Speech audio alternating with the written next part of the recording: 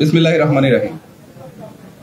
উপস্থিত সাংবাদিকবৃন্দ, আসসালামু আলাইকুম।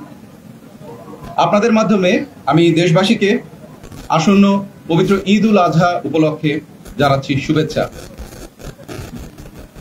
আপনারা দেখেছেন, পবিত্র ঈদ উল আজহাকে কেন্দ্র করে নিরাপত্তা নিশ্চিত করতে প্রতি বছরের ন্যায় এবছরও র্যাব ফোর্সেস কর্তৃক বিশেষ নিরাপত্তা ব্যবস্থা গৃহীত হয়েছে। আর যে নিরাপত্তা ব্যবস্থাগুলো গৃহীত হয়েছে সেগুলো আমি খুব সংক্ষেপে আপনাদের সামনে একে একে তুলে ধরছি।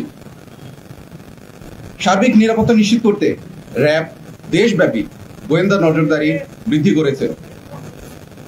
সারা দেশব্যাপী তালিকাভুক্ত ঈদ জামাতের যে স্থানগুলো আছে, যেগুলো বড় বড় এবং উল্লেখিত ঈদ জামাত, যেমন জাতীয় ঈদগাহ ময়দান,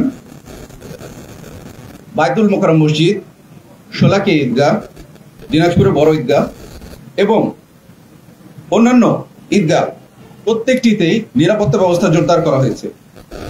এগুলোতে নিরাপত্তা সুইপিং করা হচ্ছে নিয়মিত। এর পাশাপাশি আমরা স্থাপন করেছি ওয়াচ টাওয়ার, স্ট্রাইকিং ফোর্স রেখেছি স্ট্যান্ড বাই হিসেবে, মোবাইল পেট্রোল এর চতুর্দিকে বিদ্যমান রয়েছে, অবজারভেশন পোস্ট, চেকপোস্ট এবং সিসিটিভি মনিটরিং করা হচ্ছে নিয়মিত। এছাড়াও যে কোনো পরিস্থিতি মোকাবেলা করতে র্যাবের ডগ স্কোয়াড এবং বোম ডিসপোজাল টিম সার্বক্ষণিকভাবে প্রস্তুত রয়েছে। এর পাশাপাশি পবিত্র ঈদ উল আজহা উপলক্ষে ঘরমুখী মানুষের নিরাপদে বাড়ি ফেরা নিশ্চিত করতে সকল bus terminal, rail station, launch terminal, ফেরিঘাটে অতিরিক্ত ভাড়া আদায়কে কেন্দ্র করে যে পরিস্থিতির সৃষ্টি হচ্ছে সেগুলোকে নিয়ন্ত্রণ করার চেষ্টা করা হচ্ছে। টিকিট কালোবাজারি প্রতিরোধ চেষ্টা করা হচ্ছে।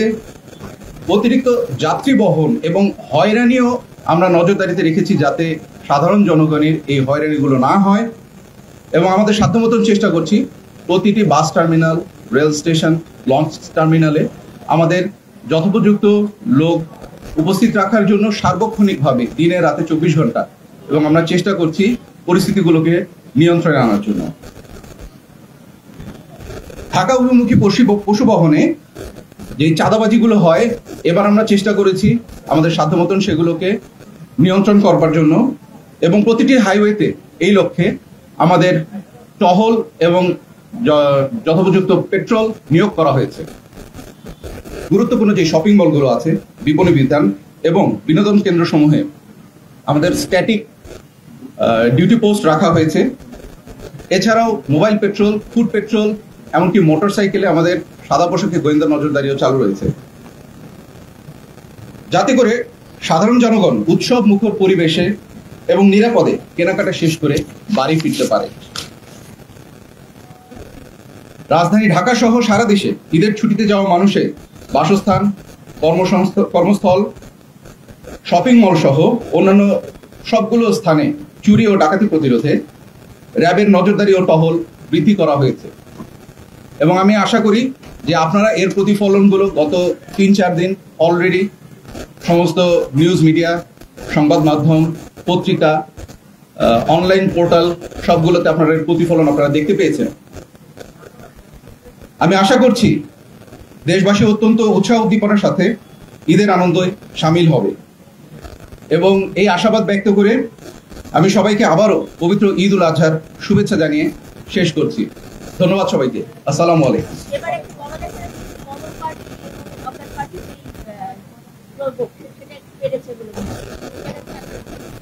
আমার কাছে মনে হচ্ছে কমেছে, কারণ যেখানেই আমরা এ ধরনের খবর বা গোয়েন্দা ইনফরমেশন আমরা আগে থেকে পাচ্ছি, যেমন রংপুরে অলরেডি 13 জনকে আটক করা হয়েছে, সিলেটে এরকম মলম পার্টিকে আটক করা হয়েছে, এবং এই সমস্ত অ্যাকশনের মাধ্যমে সারা দেশে একটা মেসেজ যাচ্ছে যে যারা এই ধরনের অপকর্মের সাথে জড়িত তাদেরকে কোনোভাবেই ছাড় দেওয়া হবে না।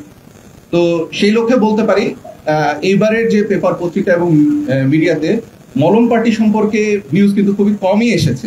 আমি যতটুকু বলবো যে আমার মনে হচ্ছে যে দেশব্যাপী এটার একটা ভালো আলোড়ন সৃষ্টি করেছে র্যাবের অ্যাকশন, এবং যারা এই সম্পর্কিত অন্যায়ের সাথে জড়িত আমার ধারণা এবারও তারা আর অন্যান্য বারের মতন তাদের কার্যক্রম চালু রাখতে পারে।